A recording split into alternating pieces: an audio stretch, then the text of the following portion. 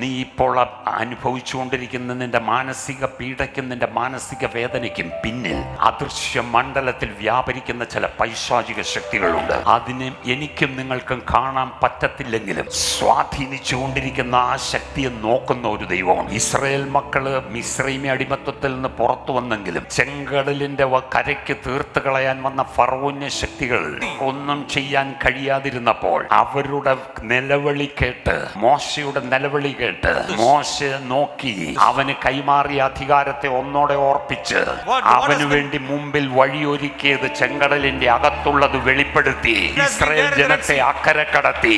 പ്രഭാതയാമത്തിൽ അഗ്നിമേഘ സ്തംഭത്തിൽ നിന്ന് മിസ്രയീം സൈന്യത്തെ നോക്കി അതിന്റെ രഥചക്രങ്ങളെ തെറ്റിച്ചു, ഓട്ടം പ്രയാസമാക്കി, മിസ്രയീമ്യ സൈന്യത്തെ താറുമാറാക്കി. നിന്റെ സമാധാനത്തെ കെടുത്തുന്ന, നിനക്ക് അതിവേദന ഇട്ടുകൊണ്ട് നിൽക്കുന്ന ചില വിഷയങ്ങളുടെ പിന്നിൽ പ്രവർത്തിക്കുന്ന ചില പൈശാചിക മണ്ഡലങ്ങളെ ഇന്ന് പകൽ എന്റെ ദൈവം നോക്കുക. അതേ സമയത്ത് നിനക്ക് സ്വസ്ഥത പകരുന്ന ഒരു ദൈവകൃപ ഇന്ന് പകൽ പറ. സ്വസ്ഥതയുള്ള വെള്ളത്തിന്റെ അരികത്തേക്ക് നടത്തുന്ന ജീവനുള്ള ഒരു ഇടയൻ എനിക്കുണ്ട്. ആരുമല്ല, യേശു.